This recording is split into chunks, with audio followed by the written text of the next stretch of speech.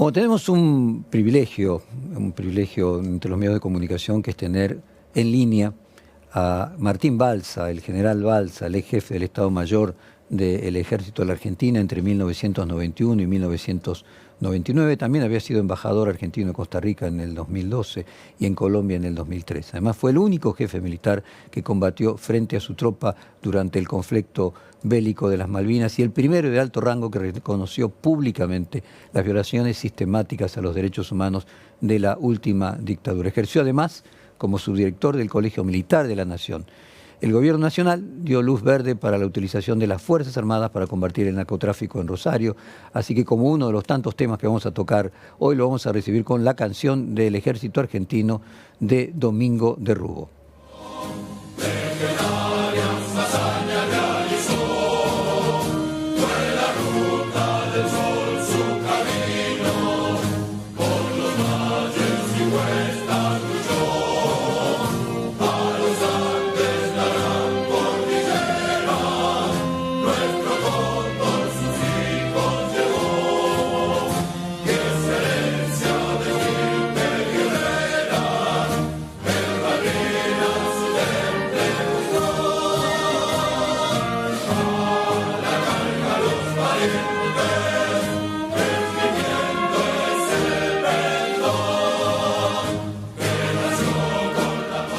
Martín Balsa, Jorge Fontevecchia lo saluda nuevamente. Muchísimas gracias por el privilegio que nos permite estar pudiendo conversar con usted. El último 24 de marzo se reavivaron discusiones respecto de la posibilidad de discutir si lo que sucedió durante la dictadura militar fue una guerra o no, y me parece que nadie tiene las credenciales mejores que usted para tratar de didácticamente explicarnos si hubo una guerra o no hubo una guerra. Buenos días, muchas gracias a usted y un respetuoso saludo a toda la audiencia. He seguido lo que usted me pregunta mediáticamente, cómo se conmemoró eso aquí en nuestro país, ¿no es cierto? Yo voy a responder pero remitiéndome a lo que he dicho desde hace 40 años.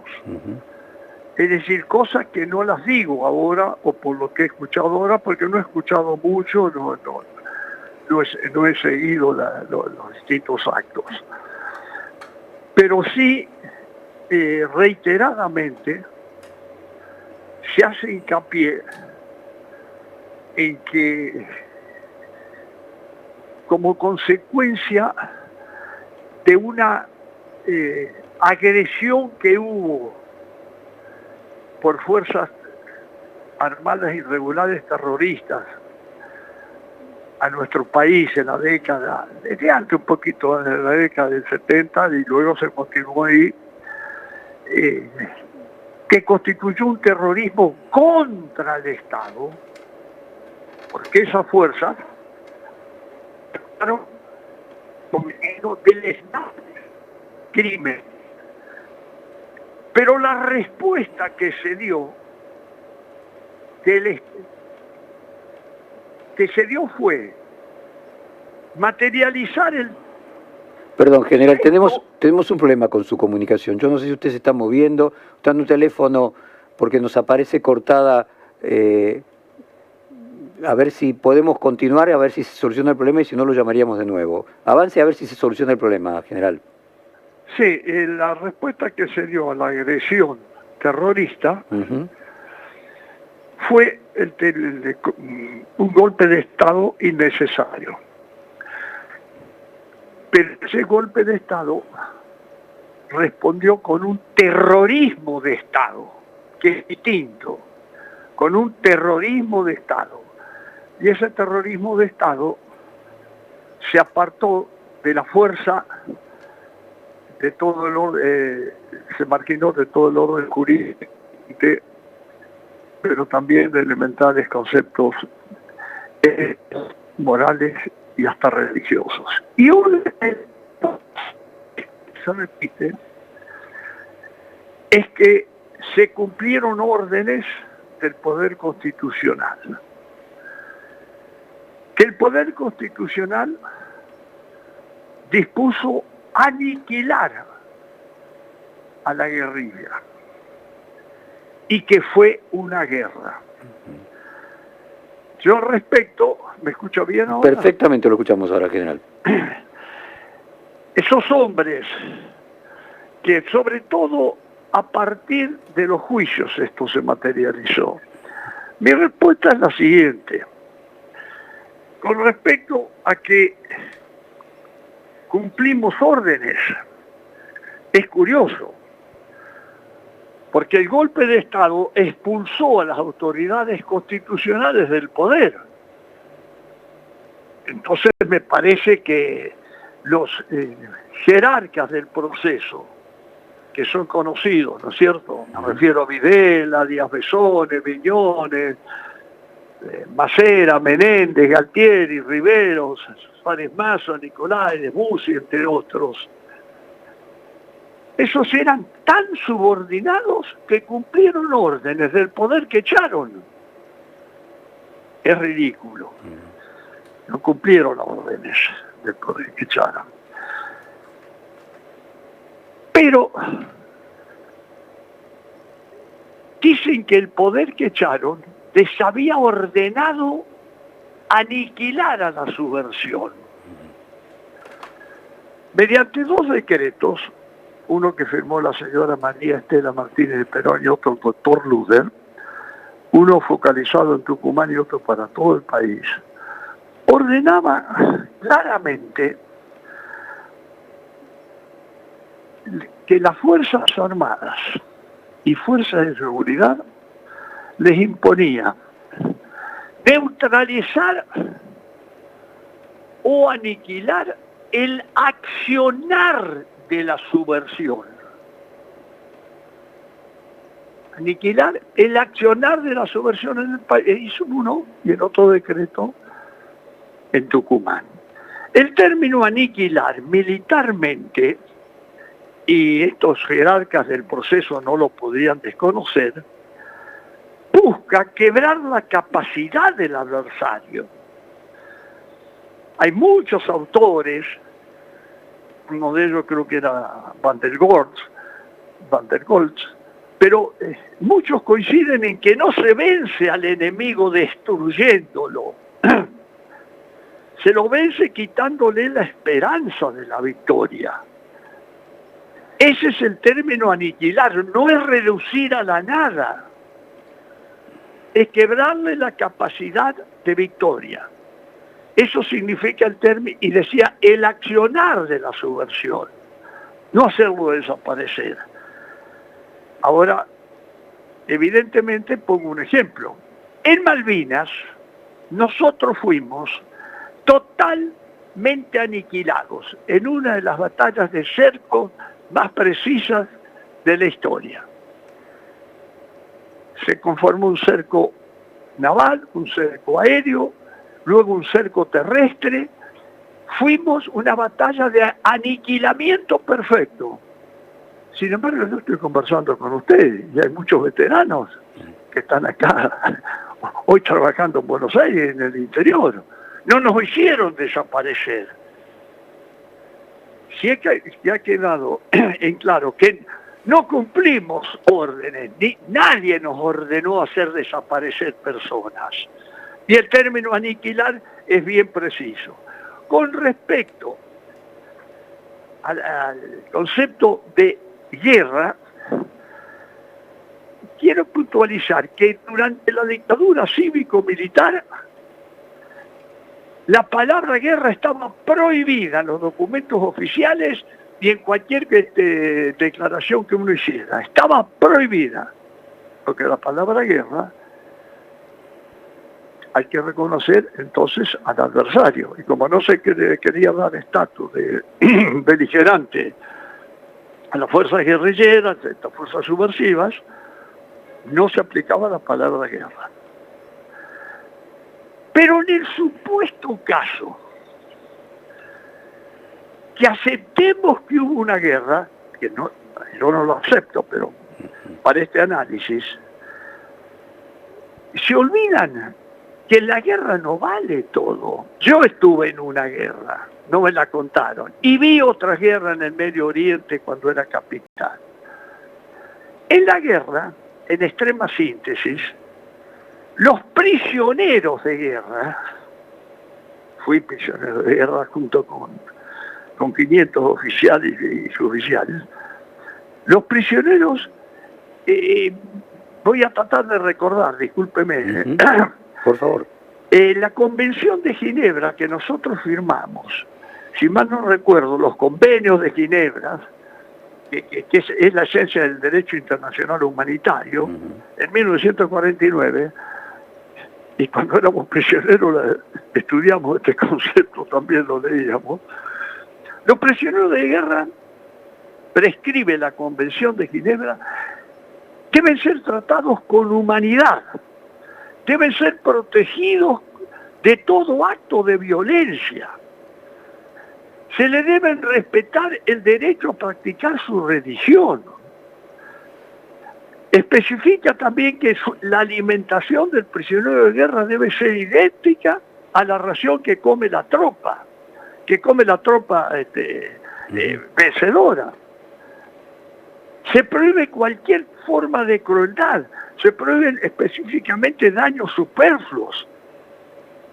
Y creo que más o menos también hace hincapié, se prohíben los medios de lucha pérfidos, no solo superfluos, sino pérfidos que atentan contra el honor militar. De manera que si fue una guerra, hay cosas que no se pueden, que no se pueden aceptar. O yo pregunto, ¿quién ordenó violaciones sexuales? Se cometieron en este lamentable periodo que hablamos. Hombres de uniforme cometieron violaciones sexuales, robo de propiedades, robos de bebé. Han lanzado vivos o muertos a prisioneros al mar o al río. Han torturado prisioneros. Se ha logrado algo, la desaparición forzada de miles y miles de personas. En Alemania, en una oportunidad, me dijo que en Alemania algunos decían al desaparecido la muerte argentina. Es decir, estas aberraciones, ¿quién las ordenó? Alguien puede decir, y me ordenaron violar y tuve que violar. De manera que estos deleznables delitos, ¿no es cierto?, no tendrían que... recuerdo más o menos, hay una frase de nuestro libertador que son conocidas por todos. San Martín, palabras menos, dijo que la patria no hace al soldado para que la deshonre con sus causas, con sus crímenes. Y también enfatiza, San Martín, si mal no recuerdo, que la patria no le da armas al soldado para que cometa la bajeza, esas ventajas, porque con ello ofende a los ciudadanos con cuyos sacrificios se sostiene. Lo dice San Martín. De manera que no pueden decir, cumplieron órdenes. No, es un disparate, es una vergüenza. Faltar respeto a la sociedad, decir que cumplimos órdenes para cometer estos aberrantes delitos. Nos ordenado aniquilar, ya creo haberlo tratado de explicar. Es quebrar la capacidad de lucha. Malvinas es un ejemplo de aniquilamiento perfecto. Y guerra. General, no hubo, pero si hubiera habido guerra, el derecho internacional humanitario debió ser respetado como se respetó en Malvinas. General, como es tan claro, tan lógico lo que usted está marcando, que en una guerra no se viola, no se tira gente viva o muerta al mar o al río, no se roba bebés, no se tortura. La pregunta que le quiero hacer, porque me imagino que usted se la debe haber hecho muchas veces, es por qué hay negacionismo de eso. ¿Por qué cree usted que personas inteligentes, personas a veces incluso hasta bien intencionadas, caen en el negacionismo o en el relativismo de comparar la dictadura con las fuerzas guerrilleras, ¿no? Y quiero a ver si alguna vez usted le asignó alguna posibilidad a esto, plantearle una conjetura, que es que aquel que apoyó, dio consenso a aquella dictadura, se ilusionó con ella, o como el caso de la vicepresidente Villarruel, su padre no quiso jurar por la Constitución y su tío intervino directamente en parte de esos delitos que se cometieron durante la dictadura. Por el amor a ellos, es necesario como mecanismo de defensa que el individuo desarrolle negación, como una forma de mantener su identidad. En cualquier caso le pregunto, ¿por qué cree usted que las personas negacionistas son negacionistas? Es difícil darme la respuesta. Me hace acordar usted también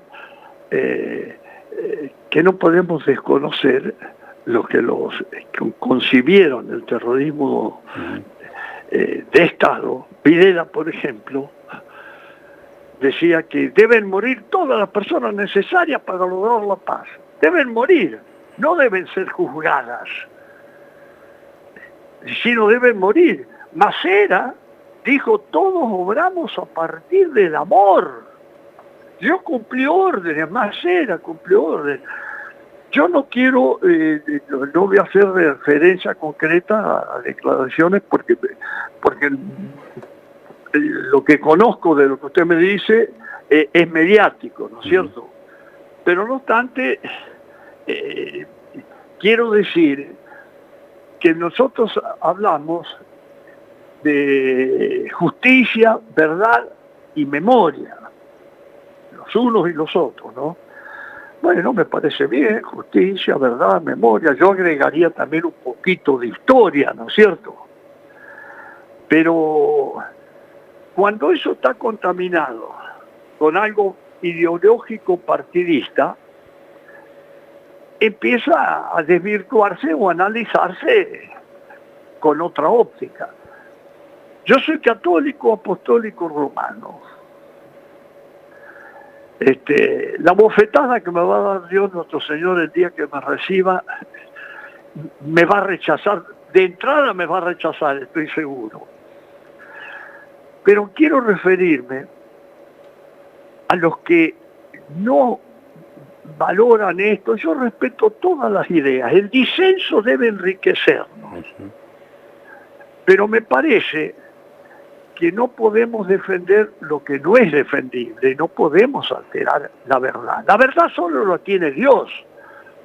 Acá son relatos, pero aún el relato tiene que aproximarse lo más posible a la verdad.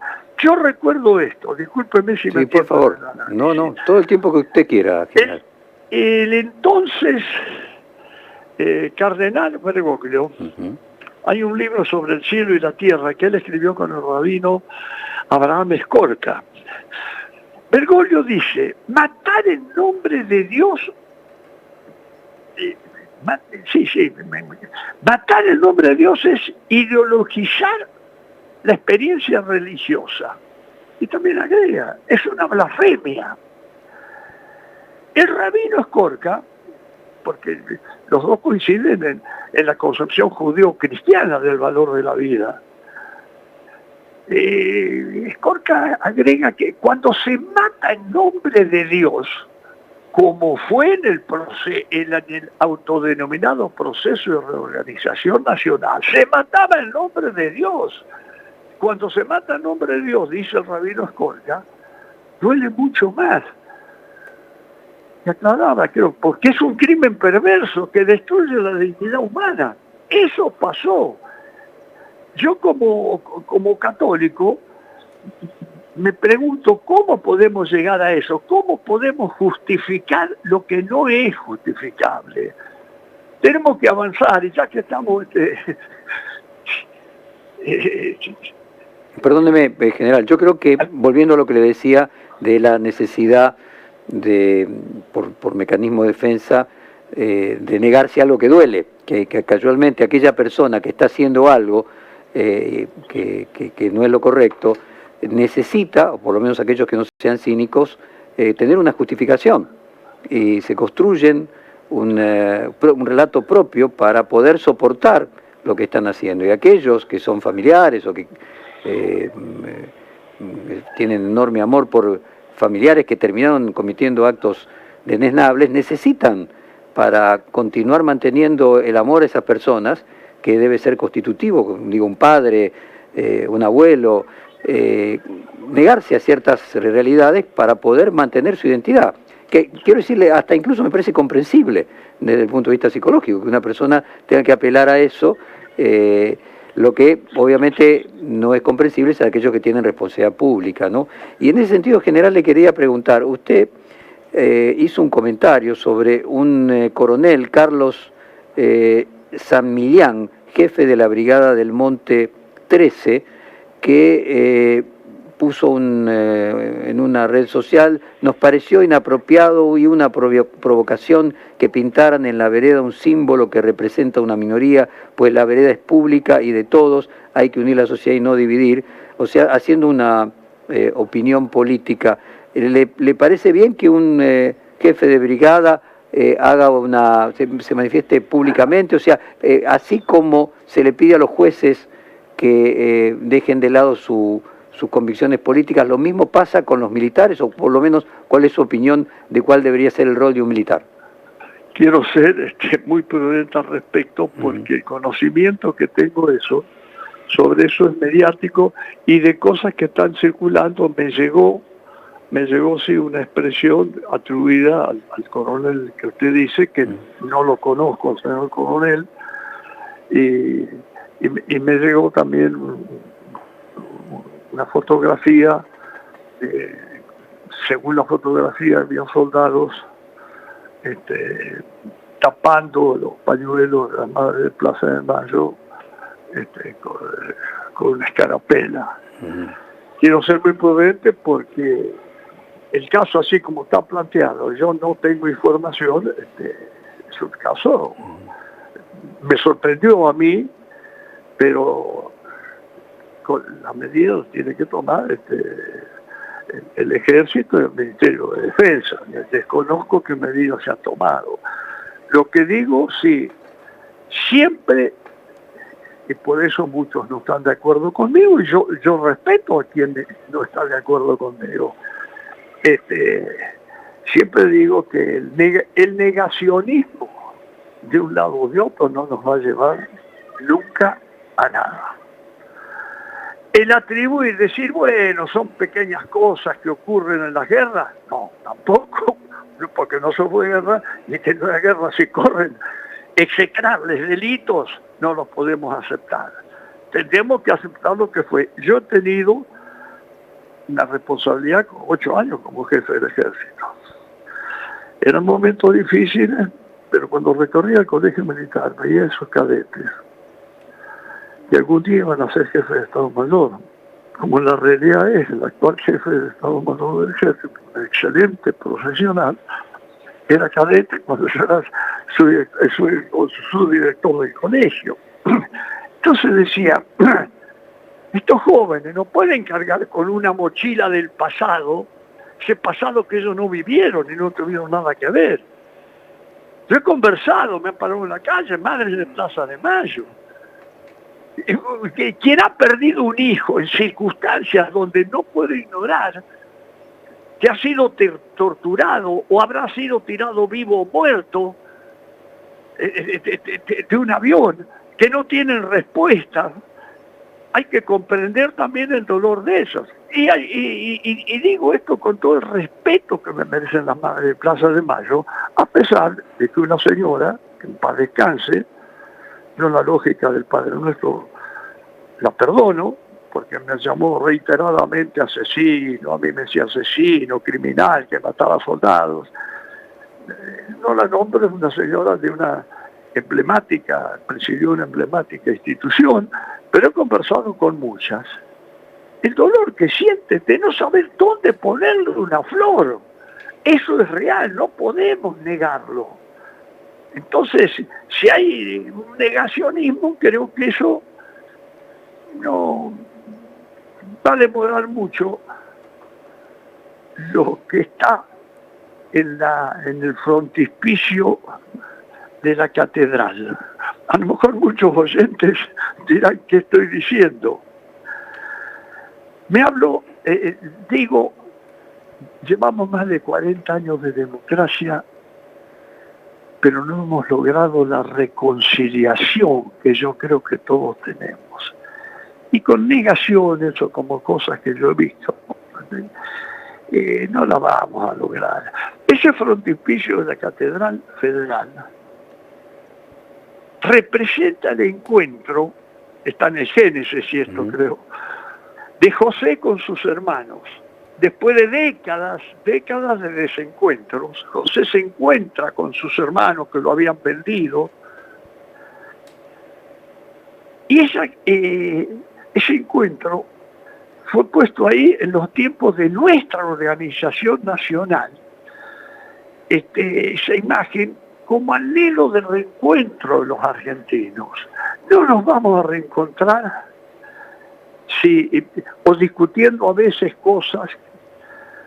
Yo he escuchado, discúlpenme que me entienda, ha habido una discusión, son 30.000, ni uno más, ni uno menos. El número de desaparecidos varía. Yo he escuchado en la Embajada de Estados Unidos una vez alguien me dijo que ellos apreciaban 22.000. Exactamente. El proceso también habló de 22.000.